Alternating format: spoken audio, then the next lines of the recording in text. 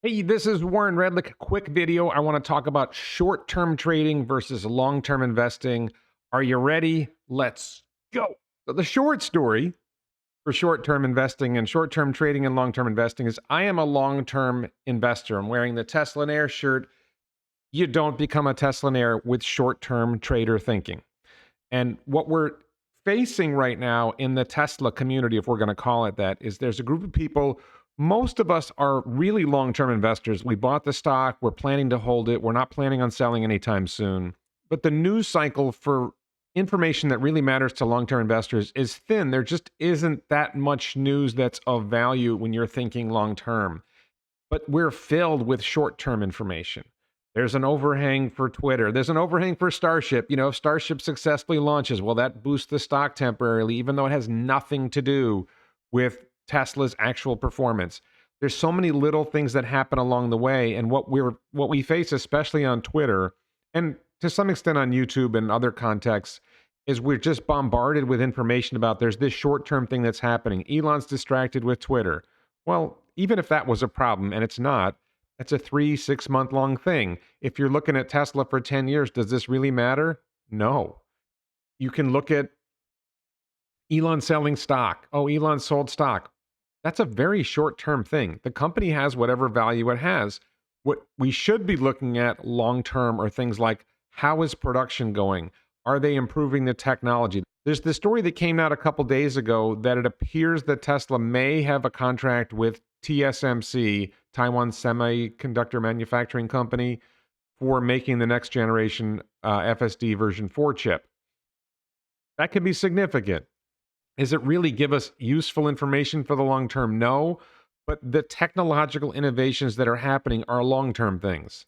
The short term little bits and blips about, China discounts or Tesla, the tax credit might slow demand in December. These are short term things. Tesla is growing their production, they're innovating, they're getting better at production, they're getting their cost structure down, they're making all kinds of great changes. There's really just not a lot to worry about when it comes to Tesla if you're thinking long term. But we're just bombarded with short term thinking.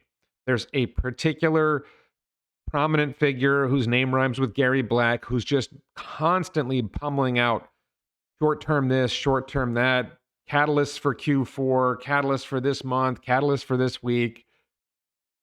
I can talk catalysts all day long. It's not useful. And there's short-term traders who talk about technicals and momentum, and none of this stuff matters if you're a long-term investor. You buy the stock and you hold it, and the stock is down short-term. Okay. If you're planning on selling your stock in 2030, it doesn't matter what the share price is today. I understand the psychology, right? You see your value, you know how much you paid for your Tesla stock, you see whether it's up or down.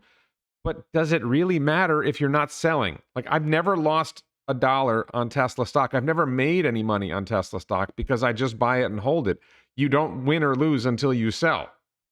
And for me, I just have no need to sell. I see the long path. I think the path for Tesla's future is pretty obvious, that they're growing fast and they're becoming more profitable.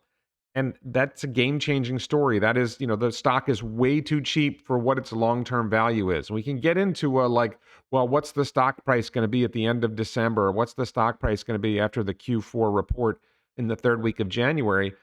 But it's not really helpful. And I will talk about those things. I will make videos about what the news shows us there. But any news that comes out, we should be thinking, how does this affect Tesla long term?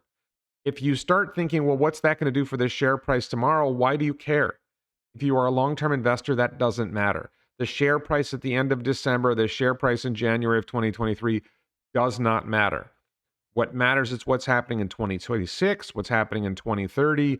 The broad sweep of the future is pretty obvious that EVs, if you drive a Tesla, if you've been in a Tesla, if you understand Teslas, you understand the cars are just better. And then you look at FSD and the progress of FSD, and you can see that at some point the robotaxi world is coming. Is it next year? Is it 3 years? Does it matter? If you're selling in 2030, then as long as it happens in the next 7 years, you're fine.